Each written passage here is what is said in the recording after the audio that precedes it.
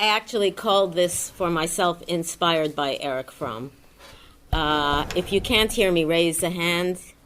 Usually it's okay. I would like to say it's a great pleasure and honor to be here. I thank you.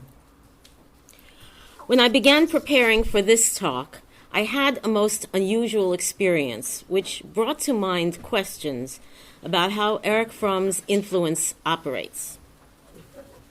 As I researched, I had the sensation that many of the concepts I've developed in the last 30 years or so were more indebted to Fromm than I had realized. Of course, I always knew I had been influenced by his thinking, but not to this extent. I would have expected it to be somewhat disconcerting to find out that, quotes, my ideas were not very original. But actually, it was immensely pleasurable. I felt as though I had at last found my home. What does this say about how Fromm's influence works? How did I come to write about ideas that I thought were mostly my own, but were really so heavily indebted to him? Had I read these ideas years ago, squirreled them away, and, quotes, discovered them without realizing where they came from? Or, imprinted by Fromm themselves, did my analytic parents, my training analysts, supervisors, and teachers convey more of his ideas than I consciously knew during my candidacy at White? I'm aware that I read Fromm hungrily in college and ever since, but when I wrote my papers and books, I didn't realize how much of a debt they and I owe him. A few examples will have to suffice in the interest of time.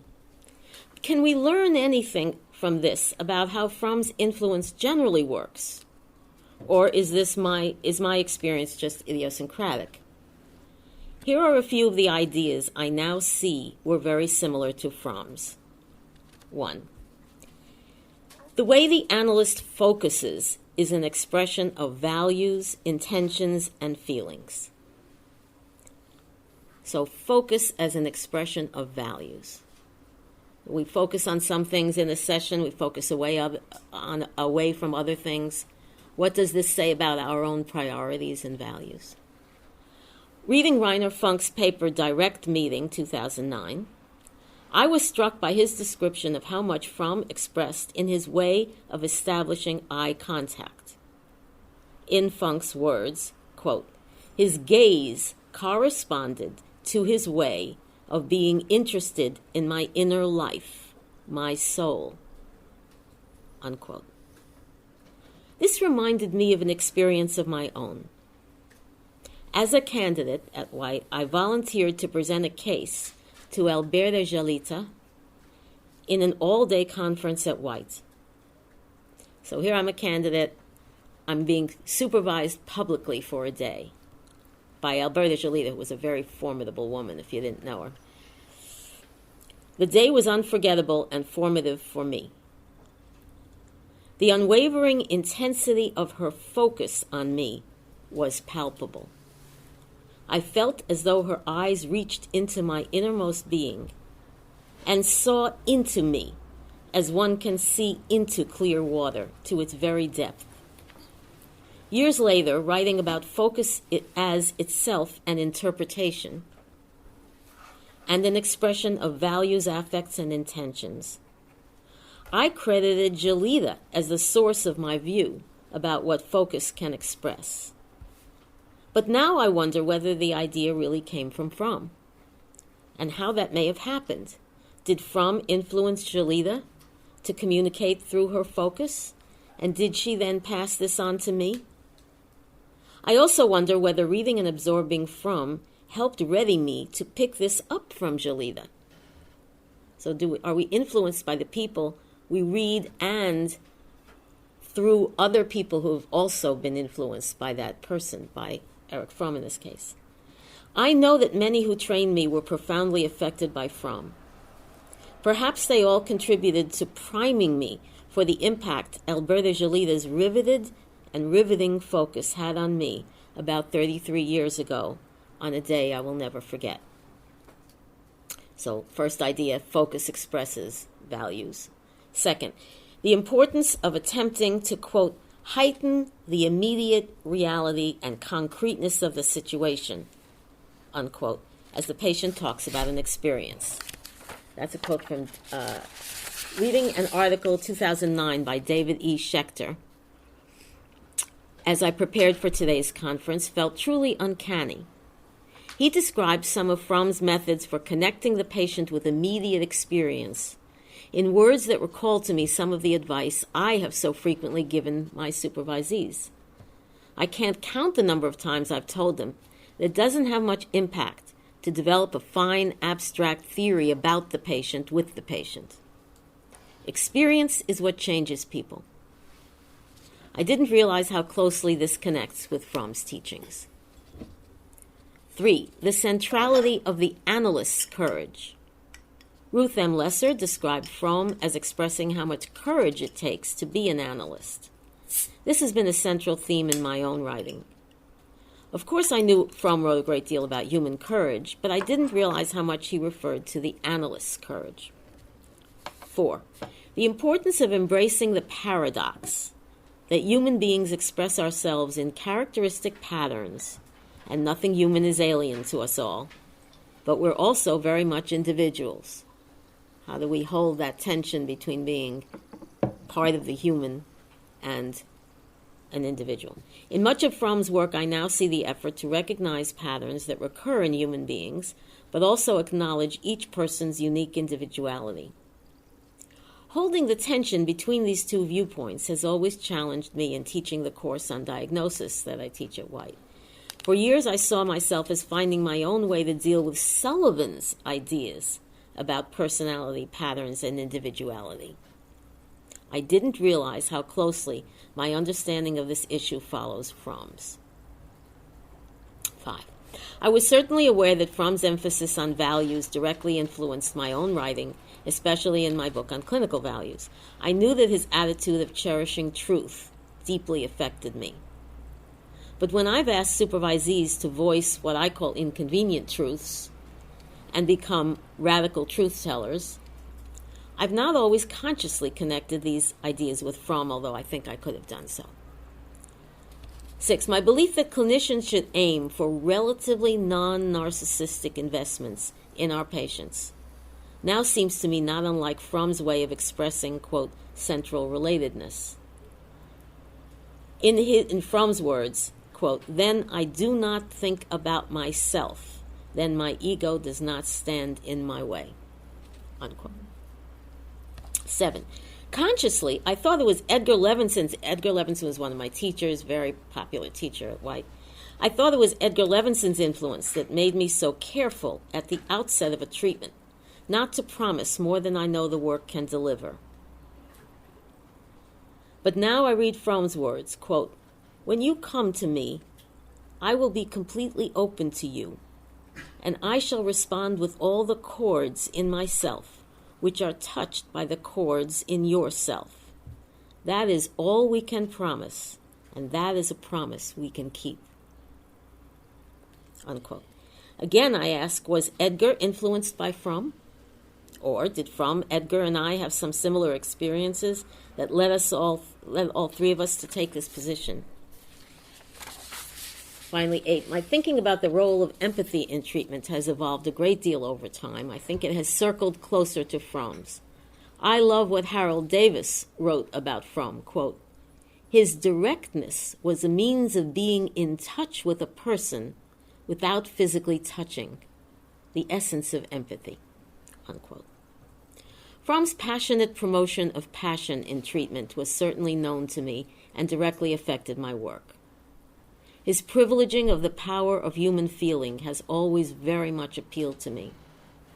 His thinking about hope, his open promotion of biophilia, his distaste for cliché, canned interpretations, and sentiment his compassionate humanism, his willingness to take positions and stand up for what he believed in, his championing of freedom, have moved me all my adult life. What has surprised me over these last months is the specificity with which Fromm's ideas antedated so many of my own. I know that I did not consciously, deliberately fail to note how much Fromm affected my clinical writing and practice. I will continue to think about how this happened because I believe that if I could understand it better, I might be able to contribute something about the process by which our analytic ancestors live on in us. Next section is Teaching Fromm Today. Another way I prepared for this conference was to post a request on White's listserv for reflections about experiences of teaching Fromm's work to candidates and others today. This is hardly a scientific inquiry, but I did get some interesting replies. Here are a few excerpts. A graduate of White wrote that when he taught at a small institute and assigned a paper by Fromm, this is a quote from him, "It's amazing how relevant and prescient his work still is," unquote. But then he asked whether I think Fromm has become out of fashion. Someone who is still a candidate and teaches a practicum has assigned students to read chapters from The Art of Loving and The Sane Society. Her own attitude about Fromm is very positive, but she offered these thoughts about her current master's level counseling students. Quote, "They're all digital natives and don't know life without a cell phone, texting, email, social media, etc." She goes on to say that this technology often does little to foster intimacy with others. Quote, "Some students can barely articulate a definition of interpersonal intimacy." She went on to speculate that Fromm's ideas about directness and his approach, with its immediacy of experience, may be particularly challenging for some students in their 20s today who are not familiar with or comfortable with direct, immediate interpersonal interaction. Emily Kurloff, a graduate of White, as recently, 2014, published a book called Contemporary Psychoanalysis and the Legacy of the Third Reich. In it, she offers an appreciation of Fromm's contribution in its humanism and ideas about the individual's agency, but also some criticism of his thinking. In her own words, Fromm leaves us a choice between going in the exalted direction of humanism or the much less exalted direction of surrendering to authority. She asks, quote, "Where is Fromm's tolerance for the gray area that is so characteristic of a psychoanalytic awareness?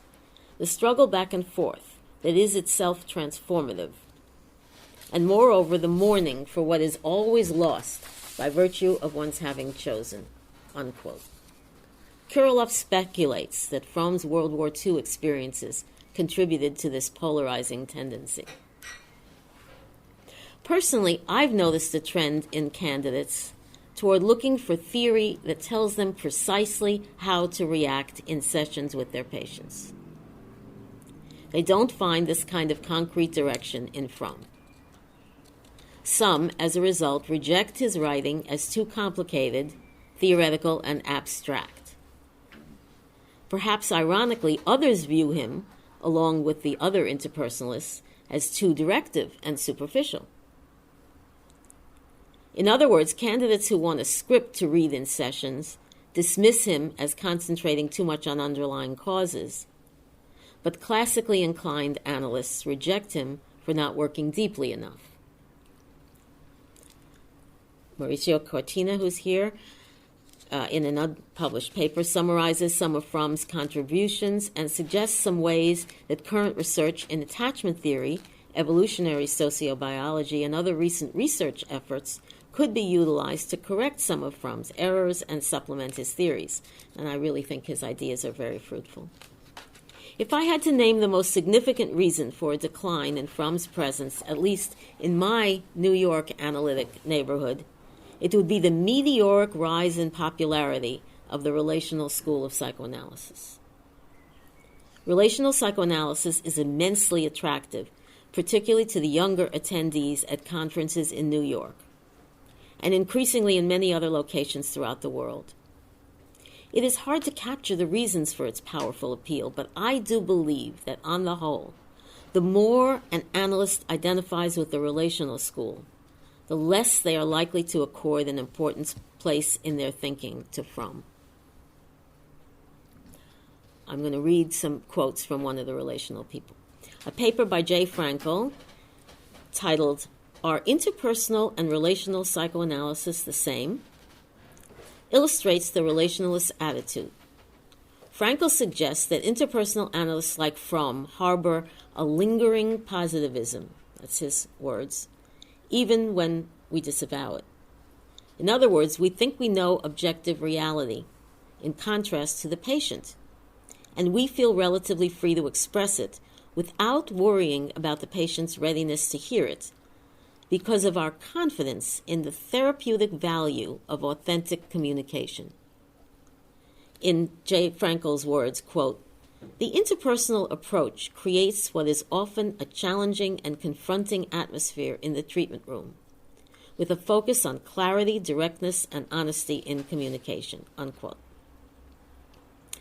I think many who hear this today from the relationalists, most especially those who are young and in an early stage of their careers, associate interpersonalism in general, and Fromm's writings in particular, with an authoritarian, patriarchal, old-fashioned, moralistic approach. In contrast, they see the relationalist as, in J. Frankl's words, quote, "more likely to be comfortable being playmates and going with the flow of mutually unconsciously directed self-state shifts involving both patient and therapist," unquote. In other words, as I hear it, relationalists are better able to level the playing field between themselves and the patient, more aware of their own vulnerabilities and willing to admit them, more comfortable with being pulled into enactments, and better able to bear uncertainty. Now, what's strange about this is, when I was in school, Fromm strongly appealed to a young person's appetite for freedom from authoritarian control and for human equality and human dignity. And now these very appetites are motivating some to turn against Fromm. It is a remarkable phenomenon. There is something hollow and sad to me in the effort many analysts expend to find a theory that will make them popular. Of course, this occurs in every school of thought. But I've been to many meetings and conferences that rapidly become competitions for which analyst can reveal greater shortcomings, thus proving that he or she is actually the most humble. Grandiosity peeks through the thin veneer of humility. Some analysts try to prove that they have no vision of health. Our conversation this morning. They just follow the patient's lead, expressing no values of their own. To me, this is the postmodern edition of the classical analyst's neutrality. You say you have no values. On the contrary, I think we can't function without the inspiration that conviction can lend us. Passionate desires for our patients can center us and imbue our work with stamina and courage. But my main argument when analysts profess that they're not motivated by their own values is that I don't believe it's true. How we understand health shapes what we focus on, remember, and comment on, whether we know it or not. There's no such thing as value-free treatment. When a patient spends 5 hours a day, one of my patients, 5 hours a day in hand-washing rituals, do we make no judgments? Do we have no hopes, no direction? I believe that some who have dismissed Fromm for his passionate advocacy of living fully don't realize how they convey their own priorities in every session, in their tone, in their focus, in their manner, in their bodies, and in countless other ways. Personally, I think I give the patient a better chance to know himself if I'm direct and open about my values so we can discuss the issues. Otherwise, the patient will still be influenced, but perhaps without an ability to formulate his own opinion.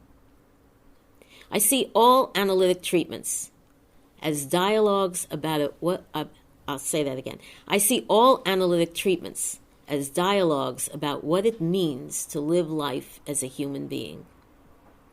This dialogue is not always spoken in words. It may be expressed in the interest the clinician takes in the patient, the commitment to the work, or in many other ways. What can we reply to some of the relationalists' other criticisms? In a discussion of Frankl's paper, Erwin Hirsch made the significant point that while Frankl seemed to be saying that Fromm was not empathic and nurturing, quote, if one speaks in terms of empathy, Fromm was empathically attuned to patients' wishes toward making the most of themselves, toward the desire for self-actualization. It is inaccurate, however, to conclude that Fromm was unaware of regressive and passive longings. Fromm's attunement to symbiotic desires was acute and motivated him toward efforts to help patients combat the temptations of prolonged and comfortable regressive experience, unquote. As for the issue of the common humanity of patients and their analysts, Hirsch says, quote, many current analysts tend to view analyst and patient as more alike and human than otherwise. Hierarchies based on perceived respective health have diminished.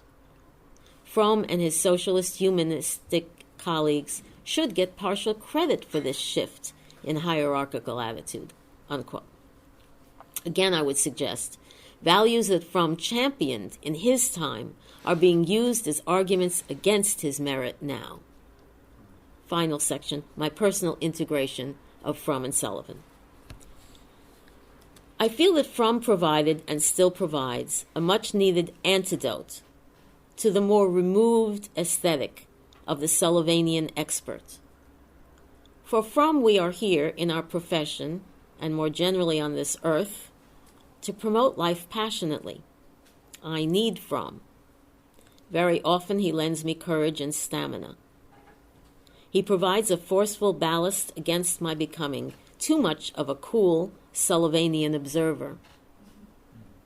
On the other hand, I understand that Fromm can persuade me to be too forceful an advocate for fuller living, perhaps, a la J. Greenberg, who I spoke of before, making it hard for some of my patients to express their depressive, hopeless, regressive urges. Fromm is so different from Sullivan. They were the two founders of the White Institute where I trained. Fromm is so different from Sullivan that it is hard to integrate them into an interpersonal point of view. And yet, I think it is ultimately very fortunate that we can draw on both Sullivan and Fromm.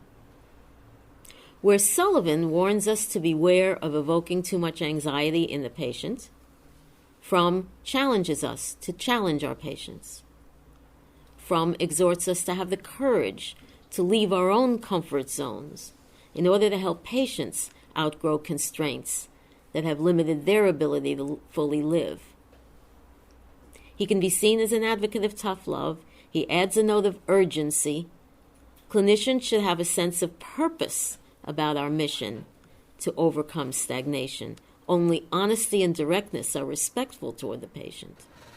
Fromm had a vision of who the patient could become and a passionate dedication to facilitating growth as he understood it. Sullivan's caution can be tempered by Fromm's zeal, and vice versa. Where Sullivan worried about whether a patient was ready to hear something, Fromm confronted, believing the truth really sets us free. I agree with Hirsch when he says, quote, that analysis without a touch of Fromm's authenticity and romanticism is a far less rich enterprise, unquote.